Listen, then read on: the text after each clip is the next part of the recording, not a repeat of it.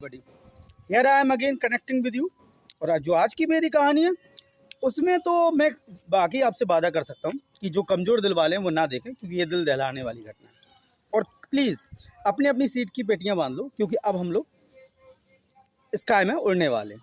तो मेरी कहानी शुरू होती है। आपने जयपुर सुना होगा, पिंक सिटी सुना होगा, आपने राजस्थान सुना होगा और आपने मेवाड़ सुना होगा। तो अगर आपने मेवाड़ सुना है तो सबसे इम्पोर्टेंट टास्क जो है, उस जगह है, जो प्लेस है, वो है चित्तौड़। तो कहानी मेरी चित्तौड़ से शुरू हो रही। चित्तौड़ में उस समय दो राजा राज करते थे। एक राणा सागा, सबने सुना है, महाराणा प्रताप के वंशज, और दूसरा उन्हीं का जो समकक्ष था वो था पृथ्वीराज। पृथ्वीराज का एक लड़का था जो कि अभी 30 साल का होने को जा रहा है, और राणा सागा का एक लड़का था, एक्चुअली वो चौथा लड़का था, जिसका नाम था उदयवीर सिंह। उदयवीर सिंह की उम्र मात्र 5 वर्ष थी। उदयवीर सिंह को जो केयरटेक कर रहा था, यानी जो उनकी केयरटेकर थी, वो थी पन्ना धाय। अब जो पन्ना धाय है, आपको पता है पन्ना धाय कौन है? भारत की सबसे सच्ची और सबसे वीर राजपूतानी जो कभी लेडी हुई है, उसका नाम पन्ना धाय। पन्ना धाय का नाम पूरे इतिहास में बड़े इज्जत और शोहरत और सम्मान के साथ लिया जाता है। उसके पीछे एक रीज़न है, और वो रीज़न मैं आज आपको डिस्क्लोज करता हूँ।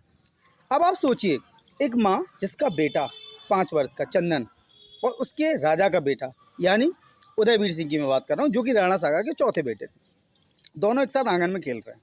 और एक औरत जो कि केयरटेकर है, या धाया आप समझते होंगे, आया आप समझते होंगे, छोटे बच्चे की बेडरूम से लेकर बाथरूम तक जितने भी टास्क होते हैं उनको पूरा करने के लिए हम लोग एक आया रख लेते हैं। तो वो आया ही थी पन्ना धाय, जो कि राजा राणा सांगा के चित्तौड़गढ़ के किले में केयरटेक करती थी। अब वहीं पर जो पृथ्वीराज सिंह की जो मैंने बात की, राणा सागा का जो ओपोनेंट है, उसके लड़के ने डिसाइड किया कि आज दीपदान का उत्सव है।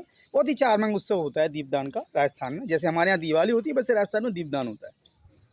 तो वो जब वो दीपदान का उत्सव चल रहा था, तो उसने डिसाइड किया कि आज मैं तलवार ले जाऊँगा अपनी, और तलवार से आज ही मैं राजा का जो बेटा है उदयवीर सिंह, उसका नामो निशान मिटा दूँ। और वो चल देता है। रात के कुछ 12 बजे का सीन है। जब पन्ना धाय को ये पूरा स्टोरी, पूरी ये जो मतलब कॉन्स्पायरेसी, जैसे आप षड्यंत्र कहते हैं, पता चल गया ना, तो पन्ना धाय ने एक काम किया।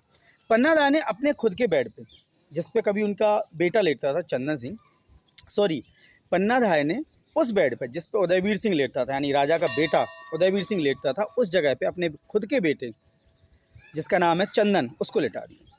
चूँकि एज बराबर थी, फेस भी बराबर थे, उनका जो लेंथ और जो उनका ब्रेथ था वो भी बराबर था, दोनों देखने में एक दूसरे के बिल्कुल भाई भाई लगते। जब शराब के नशे में चूर पृथ्वीराज का बेटा आया ना, तो उसने आओ ना देखा था, उसने सिर्फ पन्ना धाय से ये पूछा, ये बताओ कि उदयवीर सिंह कहाँ लेटा हुआ है। तो पन्ना धाय ने सारा कर दिया कि इस बेड पे लेटा हुआ है। उसने अपनी तलवार निकाली और उस बेटे के 2 टुकड़े कर दिए। अब आप सोचिए ज़रा, इमेजिन करिए, क्या एक माँ अपने बेटे के 2 टुकड़े होते हुए देख सकती है? दुनिया की कोई ऐसी माँ होगी? लेकिन पन्ना धाय ने क्यों किया? क्या वो अभागी थी? क्या उसे अपने बच्चे के लिए कोई इल्म नहीं था?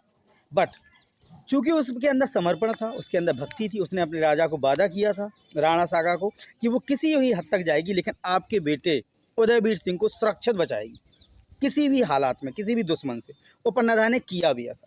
पन्ना धाय ने अपने बेटे के 2 टुकड़े तो करवा लिए, लेकिन एक बारी की मदद से, बारी आप समझते हो ना, जो घर का जो पत्तल बत्तल इकट्ठा करता है, एक निम्न जाति का प्राणी होता है, वो अपने टोकरी में वो सब भरता है और बाहर फेंकने को जाता है।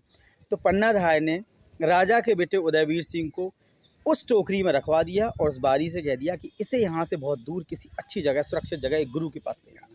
और बारी ने वैसा ही किया।